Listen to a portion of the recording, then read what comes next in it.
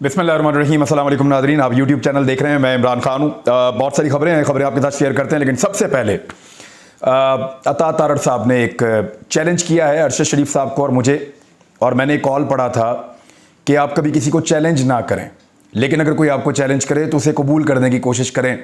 अगर आपके अंदर सलाहियत है तो मुझे लगता है मैं कबूल कर सकता हूँ इस चैलेंज को। अता तारड़ ने जो चैलेंज किया वो मैं आपको बता दूँ, और मैं अता तारड़ साहब की बड़ी इज्जत करता हूँ जनाब।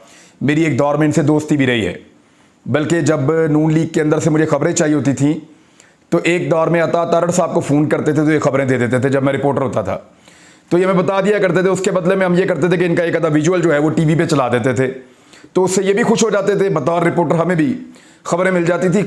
ऐसे ही करते हैं रिपोर्टर नॉर्मली, कि वो एक आधा उसका विजुअल दिखा देते हैं उस बंदे को और वो अंदर की चीज़ें आपको बताता रहता है। तो बहरहाल इनके साथ एक अच्छा ताल्लुक रहा है एक दौर में, लेकिन अब मैं एक ही दफ़ा जवाब दूंगा अता तारड़ साहब, आपको बार बार जवाब नहीं दूंगा, ना इतना टाइम होता है और ना इतना दिमाग है मेरा कि मैं आपको, क्योंकि आपने पब्लिकली एक प्रेस कॉन्फ्रेंस के अंदर बैठ के मेरे मीडिया के साथियों के सामने मुझ पर और अरशद शरीफ साहब पर एक एलिगेशन लगाया और एक चैलेंज किया, तो मैं एक मरतबा आपको जवाब दूंगा, बार बार जवाब मैंने आपको नहीं देना, और ना मैं समझता हूं कि यह मुनासिब है। तो आपने जो कहा, पहले मैं वो आपको बता दूं, आपने कहा कि आए बैठें 60 करोड़ के प्लॉट वाली जो कहानी है इसको जस्टिफाई करके दिखाएं। मैं सियासत छोड़ दूंगा अगर आप जस्टिफाई कर देंगे तो। ओ भाई, मैंने लिया है 60 करोड़ का प्लॉट, मैंने लिया है, मेरे किसी रिश्तेदार ने लिया है, या अरशद शरीफ ने या उनके किसी रिश्तेदार ने लिया है। अगर तो हमने ये प्लॉट लिया है तो मैंने लिया तो मैं जस्टिफाई करूंगा। मेरे किसी रिश्तेदार ने, भाई ने लिया है, बहन ने लिया है, मेरे वालिद साहब ने लिया है, मेरी बेगम के नाम पे है, मैं जस्टिफाई करूंगा।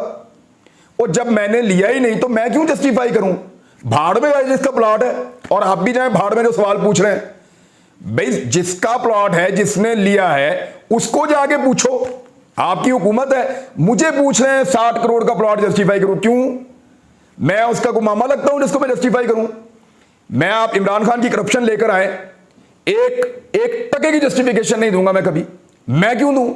ना मैं उस पार्टी के अंदर हूं, ना मेरी वहां कोई रिश्तेदारी है, मैं क्यों उनकी जस्टिफिकेशन दूं? हां, अगर करप्शन हुई है और गलत तरीके से वो प्लॉट हासिल किया गया है तो आपकी गवर्नमेंट है, पकड़ो, जूते मारो, केस बनाओ, एहतसाब करो, लूट का पैसा बरामद करो। यह काम आपको करना चाहिए। यानी आप गलत आदमी से गलत बात कर रहे हैं। मैं वो आदमी हूं जिसने इसी सूबाई हुकूमत पे, जब आपकी जुबान नहीं खुलती थी उस्मान बुज़दार के खिलाफ, सहम के आप लोग बैठे होते थे अपने अपने घरों के अंदर, बात करने के लिए आप लोग तैयार नहीं होते थे। उस्मान बुज़दार का इतना खौफ था आपको। उस दौर में मैं वाहिद आदमी था जिसने 12 मरतबा उस्मान बुज़दार के खिलाफ स्टोरीज की, और अलग अलग स्टोरीज की। उन्हीं की बुनियाद पे आप ये छलांगे छुलूंगे मारते फिरते हैं। मेरी स्टोरीज है जिनको निकाल कर आप पढ़ते हैं, और पढ़ने के बाद सुनते हैं, सुनने के बाद आप उनके ऊपर इतनी इतनी ऊंची छलांगे मारते हैं, आप लोग खुदकते हैं। खुद तो आपने टके का काम नहीं किया अभी तक। हुकूमत आपकी है, इंक्वायरी करें, पकड़ के अंदर डालें। कम से कम शराब वाला जो लाइसेंस है उस केस में उस्मान बुज़दार को पकड़ के अंदर डाल दें आप, या फराक होगी को पकड़ के अंदर डाल दें आप, या उसका बंदा पकड़ लें उसको अंदर डाल दें आप, या इमरान खान और बुशरा बीबी ने करप्शन किया पकड़ के अंदर डालें आप। और मैं क्यों जस्टिफाई करूं उनकी करप्शन को? अगर उन्होंने करप्शन की है तो मैं कैसे जस्टिफाई कर सकता हूं? 60 करोड़ का प्लॉट, और भाई 160 करोड़ का हो या 60 रुपए का हो, वो जिन्होंने की है ना करप्शन वही भुगतेंगे और वही इसका जवाब देंगे। हां, मेरे ऊपर अगर कोई करप्शन का एलिगेशन है तो आप लेकर आइए, क्योंकि मैं किसी पार्टी का बंदा ही नहीं हूं। मैं क्यों किसी पार्टी को डिफेंड करूं?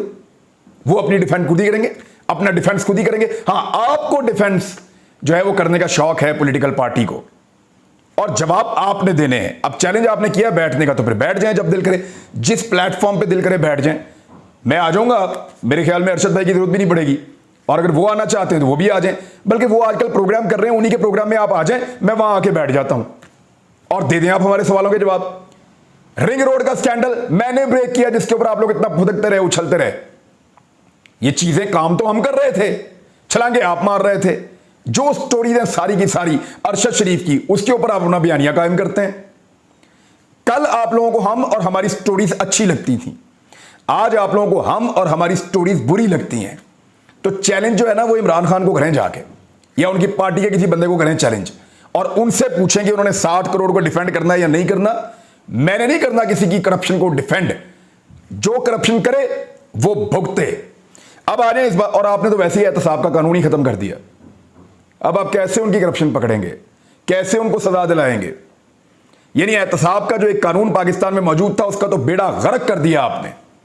इस किस्म का NRO 2 लिया है कि आप अगर फराग होगी ने करप्शन की भी है तो आप कैसे उसको पकड़ेंगे? अगर साबिका खातून अव्वल ने या इमरान खान ने करप्शन की भी है तो आप कैसे पकड़ेंगे? सारा का सारा एहतसाब का निजाम ही उड़ा के रख दिया आपने। ये आपने इस मुल्क के ऊपर एहसान किया है और जस्टिफाई करने का आप मुझे कह रहे हैं। आ जाए दूसरी बात पे। आपने कहा कि आप हिस्सेदार हैं इदारों पर जो हमले होते हैं। अरशद शरीफ साहब और इमरान रियाज खान साहब किस फौज को गालियां देते हैं जो हमारी सरहदों की मुहाफिज है? माशाल्लाह, वैसे तौबा करनी चाहिए, कानों को हाथ लगाने चाहिए। कौन बंदा क्या बात कर रहा है? खुदा का नाम लो यार, पहले अपने गिरेबान में आप झांक लो। मैंने कहा मैं एक ही दफा जवाब दूंगा, बार बार जवाब नहीं दूंगा। अरशद शरीफ साहब का प्लेटफॉर्म हाजिर है, वहां पे आ जाओ, मैं भी आ जाऊंगा, बैठ के बात कर लेते हैं। अब मुझे जरा चंद सवालों के आप जवाब दे दें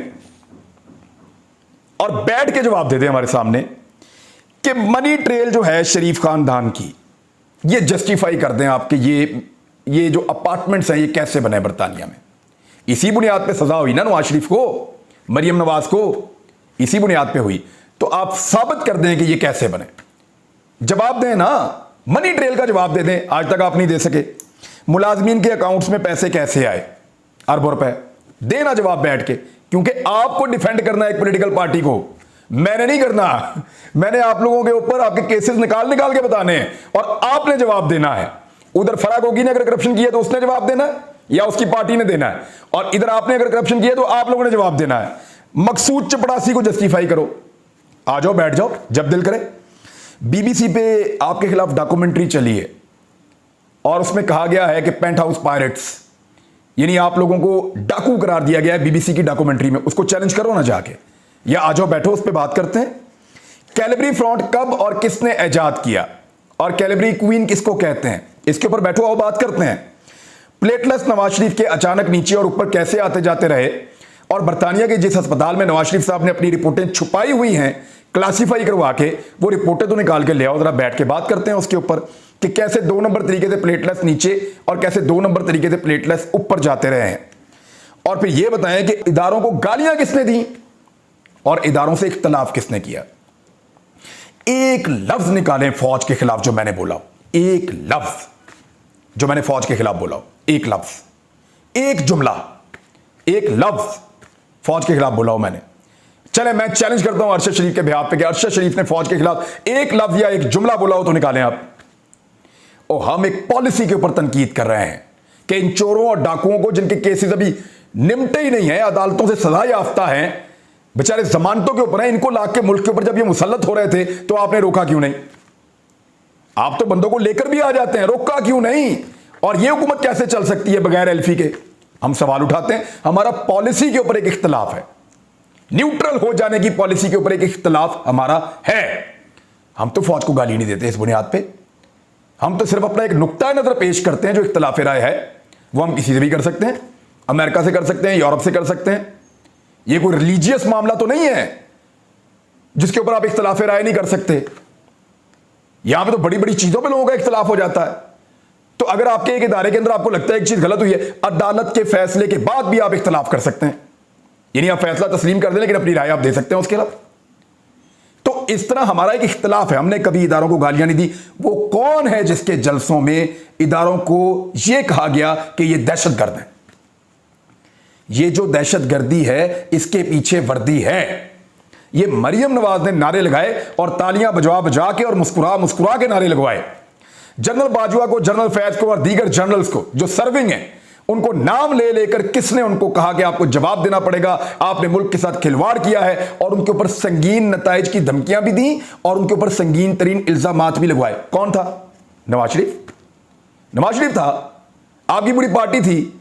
चौकों और चौराहों में आपने फौजियों को गालियां दी और आपकी लीडरशिप ने दी है। तो जवाब इसका आप दें। मैं और अरशद शरीफ एक जुमला निकालें जो हमने फौज को गाली दी हो या फौज के साथ बदतमीजी की हो। हम आपको बेशुमार ऐसे जुमले दिखाएंगे जहां पे आपने फौज को ना सिर्फ बुरा भला कहा बल्कि उनको दहशतगर्द कहा, बल्कि आपने खड़े होकर फौज की तौहीन करवाई और खुद की भी है। फिर मुझे यह बताएं, एक और सवाल आपसे पूछूंगा जब बैठेंगे, तो दिल करे तो इन सवालों के जवाब वैसे ही दे देना। आप बैठने की अगर जरूरत नहीं महसूस हो रही तो फिर भी दे दें आप, कि कैसे एक इश्तेहारी जो है वो वजीर आजम के साथ हर गैर मुल्की दौरे में शामिल हो जाता है, बताएं ना। चलें इसका जवाब अदालत में जाके देते हैं। अदालत में यह केस उठाया जा रहा है। सलमान शहबाज एक इश्तिहारी मफरूर पाकिस्तान का मुल्जिम है, आता ही नहीं वापस, पाकिस्तान आता ही नहीं। लेकिन उसके वालिद साहब जहां भी जाते हैं बैरून मुल्क दौरे पे, वो साथ नत्थी हो जाता है और सरकारी प्रोटोकॉल भी लेता है, मौजें भी करता है। कैसे हो सकता है कि एक इश्तिहारी मुल्जिम मुल्क के वजीर आजम के साथ सरकारी दौरों पे मौजें कर रहा है? इसका भी जवाब लेकर आ जाओ अगर ला सकते हैं तो। और वो वापस क्यों नहीं आता? मेरे ख्याल में इतना ही जवाब मुझे आपको देना था। इसके अलावा मैं कुछ नहीं कहना चाहता और मैंने कुछ कहना भी नहीं है आज के बाद आपको। हां, अगर बैठने को दिल करे तो किसी प्रोग्राम में आकर बैठ जाना, मैं भी वहां पे आ जाऊंगा। अरशद शरीफ साहब के ही प्रोग्राम में चले जाएं, वो भी वहां पे बैठे होंगे, तो बैठो आके बात कर लो। दोनों ही आ जाओ, जो आपके साथ बैठे होते दूसरे साहब मलिक साहब, उनको भी आप साथ लें, आके बैठ के बात कर लें। ये कोई इतना बुरा नहीं रहेगा, लोग इसको देखेंगे, हमें पता चले कि आपके पास किन चीज़ों के जवाब है। और Pakistan Tehreek Insaf, peoples party, MQM, Jamaat Islami, किसी भी पार्टी की करप्शन जो है ना, वो हमारे खाते में नहीं डालनी। वो अपना अपना जवाब सारे खुद देंगे। वो पंजाबी की एक मिसाल है, जिनने खादियां गाजरा टेढ़ों ना दे पी, जो गलती करेगा सजा वो भुगतेगा। और हम कहते हैं मुल्क में रूल ऑफ लॉ होना चाहिए। ये अपनी अपनी करप्शन खुद ही जस्टिफाई करें, हमारी निकालो करप्शन एक टके की, लेकर आओ कोई एक चीज कि ये वो काम है इमरान रियाज खान जो तुमने किया था इलीगल, या ये वो काम है जहां पे तुमने एक करप्शन की हुई है। और मैंने तो इस मुल्क में कारोबार ही नहीं किया, एक दो मरतबा ट्राई की, वो तबाह हो गया, उसके बाद मैंने कभी इस मुल्क में कारोबार ही नहीं किया, इस डर से कि कहीं ये ना हो कि मैं अपनी पोजीशन को इन्फ्लुएंस कर रहा हूं कारोबार के लिए। मैं तो इतना मोहतात रहा हूं इस सारे मामले में। तो जनाबे अली, मेरी करप्शन या अरशद शरीफ की करप्शन निकाल के लाएं, दूसरों की करप्शन हमें ना सुनाएं और अपनी करप्शन के आप लोग जवाब दें। अब मैं आपको बेहिसी का एक आलम आपको बताता हूं। मरियम नवाज साहबा के जलसे का एक सीन है, वो मुझे बहुत दुख हुआ देखने के बाद। एक तो जलसा उनका हुआ ही नहीं, वो बिल्कुल ही छोटा था जलसा, और उनके जलसे में लोगों ने लोटा लोटा लोटा के नारे लगा दिए नजीर चौहान को देखकर। ये जीतेगा इलेक्शन? ये कैसे जीतेगा इलेक्शन? उसको मरियम नवाज के सामने लोग नीचे खड़े होकर लोटा लोटा कह रहे हैं। पूरे लाहौर शहर से इकट्ठा करके एक छोटा सा जलसा किया पार्क के अंदर, इतनी सिक्योरिटी के बाद। और वहां पे जिस बंदे को साथ खड़ा किया वोट लेने के लिए, नीचे से पब्लिक कह रही है कि लूटा ये। और मरियम नवाज ने एक नई डेफिनेशन दी है, जैसे नया कैलिबरी फॉन्ट दिया था ना। हमेशा ये चीजों को कानून ही बदल देते हैं, तारीख ही बदल देते हैं, अपना फायदा या नुकसान हो तो। वहां कह रही है लोटा वो होता है जो हुकूमत को छोड़कर अपोजिशन में आए, वो लोटा नहीं होता। जो अपोजिशन को छोड़ के हुकूमत में जाए वो लोटा होता है। वैसे हद हो गई है। जब बेनजीर भुट्टो साहबा की हुकूमत गिराई थी तो लोटा किसने बनाया था? मियाँ साहब ने बनाए थे, तो वो लोटे नहीं थे। जब मियाँ साहब को हटाए कोई तो जो छोड़ के चला जाए वो लोटा। यानी मेरी तो समझ से बाहर है, इनकी मंतक समझ ही नहीं आती। और लोगों ने मुंह पे फैसला सुना दिया कि हमने आपके उम्मीदवार को नहीं जितवाना। अब दूसरी खबर ले लें इसी में। ये जी एक मियाँ खालिद है, ये पाकिस्तान तहरीक इंसाफ का लोटा है। PP 140 के अंदर ये इलेक्शन लड़ रहा है शेखुपुरा से। ये पब्लिक के अंदर आया, इसने गलती कर दी, झंडे वंडे लगे हुए तो PMLN के, ये आ गया पब्लिक में। लोगों ने जो लोटा लोटा के नारे लगाए, वो विजुअल देख के मैंने इबरत हासिल की है। और तमाम पॉलिटिशियंस को उसको देखकर इबरत हासिल करनी चाहिए कि कभी भी आप किसी को धोखा ना दें, कभी भी आप किसी से फ्रेब ना करें, कभी भी आप अपने ईमान का सौदा ना करें। आप अपना ज़मीर जब बेचते हैं तो बाद औक़ात अल्लाह ताला इस तरह के हालात आपको दिखाता है। ऐसी मट्टी पलीत की है लोगों ने, PMLN के लोगों ने भी और PTI के लोगों ने भी। लोटा लोटा के इतने नारे लगाए और हर बच्चा, बड़ा, जवान, सारे ये नारे लगा रहे थे। इतनी तौहीन। और उसके बाद ये वहां से इनको जनाब को निकलना पड़ गया। तो ये तो जनाब इनकी सूरत हाल है। बिजली की सूरत हाल मैं आपको बता दूं कि 8000 मेगावाट का लगभग अब इस वक्त शॉर्टफॉल है पाकिस्तान में। कई इलाकों में 14-14 घंटे लोड शेडिंग हो रही है, 14-14 घंटे लोड शेडिंग हो रही है कई इलाकों में। और इस इंपोर्टेड सरकार ने यह ऐलान कर दिया है कि यह पहली मर्तबा ऐसा होगा कि ईद उल अजहा पर 5 छुट्टियां दे रहे हैं ईद की, तो पहली मर्तबा ऐसा होगा कि ईद उल अजहा पर भी लोड शेडिंग होगी। क्यों? नालायक, निकम्मे, ना तजर्बाकार है। तजर्बा सिर्फ लूट मार का है। तजर्बा सिर्फ इस बात का है कि मुलाजमों के अकाउंटों में पैसे कैसे डालने और वहां से पैसे निकाल के मनी लॉन्ड्रिंग कैसे करनी है, पैसा पाकिस्तान से बाहर कैसे ले जाना है और वहां पे प्रॉपर्टीज कैसे खरीदनी है। तजर्बा सिर्फ इस बात का है। और इसी तजर्बे की बुनियाद पर पाकिस्तान में सियासत भी करते रहे, खाते भी रहे, खिलाते भी रहे। लेकिन अब जब मुल्क चलाना पड़ा है तो बेड़ा गर्क करके रख दिया इन्होंने। यानी अब बकरा ईद के ऊपर, ईद के दिनों में भी पहली मर्तबा ऐसा होने जा रहा है कि आपको बदतरीन लोड शेडिंग का पाकिस्तानियों को सामना करना पड़ेगा। फैक्ट्रियां बंद हो रही हैं पाकिस्तान में, कराची के अंदर इंडस्ट्री बंद हो रही है। लगभग 8500 अफराद जो हैं वो बेरोजगार हो गए हैं गुज़िश्ता चंद दिनों के अंदर। बहुत सारे बड़े बड़े यूनिट्स जो हैं वो बंद हो रहे हैं। मैं आपको ये खबर मेरे सामने यहाँ पे थी, मैं आपको ये दिखा देता हूँ। और इस खबर को पढ़ने के बाद मुझे खासा दुख हुआ है। यानी जो कराची में टेक्सटाइल इंडस्ट्री है वो शदीद बहरान का शिकार हो गई है। इस रिपोर्ट के मुताबिक पैदावारी लागत बहुत बढ़ गई है। अब क्योंकि जब आपकी लागत बढ़ जाती है तो आप एक चीज़ बनाते हैं 100 रुपए की, तो वो आप 80 रुपए की नहीं बेच सकते। तो ऐसे मौके पर सबसे बेहतर ये होता है कि आप अपनी फैक्ट्री बंद कर देते हैं और आप ये करते हैं कि मेरी कॉस्ट नीचे आ जाए, मैं कॉस्ट खत्म करूं, जो पैसा बचा हुआ उसको बचा लूं, ये कारोबार भी फिलहाल बंद कर दें, लोगों को तनख्वाहें देनी पड़ती हैं, लोग अपने घर जाएं। तो यही वो कर रहे हैं। और क्योंकि सस्ते ऑर्डर्स हैं, दुनिया के साथ आप मुकाबला नहीं कर पा रहे, या बिजली और गैस सारी चीज़ें उन्होंने महंगी कर दी हैं, तो ऐसी सूरत हाल के अंदर फैक्ट्री मालिकान ने यूनिट बंद करके हज़ारों अफराद को नौकरियों से फारिग कर दिया है और सिर्फ एक एरिया के अंदर 85-100 अफराद बेरोजगार हो गए हैं इस रिपोर्ट के मुताबिक। जबकि राणा सनाउल्लाह साहब ने एक और बम गिराया पाकिस्तान की पब्लिक के ऊपर और उन्होंने ये कहा कि सब्सिडी सिफर करनी है हमने IMF के मुआहदे के मुताबिक। और IMF ना सिर्फ सब्सिडी सिफर करवाएगा बल्कि इस इंपोर्टेड सरकार से वो सबसे ज़्यादा जो मुतालबा कर रहा है वो यानी ये कह रहे हैं कि जनाब हम ये भी ख़त्म करते हैं, ये भी ख़त्म करते हैं, पब्लिक को और डंडे मारते हैं और जलील करते हैं। एहतसाब वाली बात आप हमारे साथ ना करें। वो ये कहते हैं कि जनाब एहतसाब का निज़ाम सेट करो पाकिस्तान में, लूट मार तो आप लोगों ने कर देनी है। पहली मरतबा इमरान खान ने एहतसाब का निज़ाम ठीक किया था, इतनी बड़ी बड़ी रिकवरीज पाकिस्तान में पहली मरतबा हो रही थी। ये क्या कर दिया इन लोगों ने आके, सारा का सारा एहतसाब का निज़ाम तबाह कर दिया। अब IMF ये कह रहा है कि यहां पे एहतसाब जो है वो ठीक होना चाहिए, लेकिन उस हवाले से इनका कोई इरादा नहीं है। ये पब्लिक को पीस के रख देंगे लेकिन NRO 2 के बगैर ये सांस नहीं लेंगे। नाज़रीन, अब तक के लिए इतना ही। अपना ख्याल रखिएगा, अपने इस चैनल का भी। अल्लाह हाफ़िज़।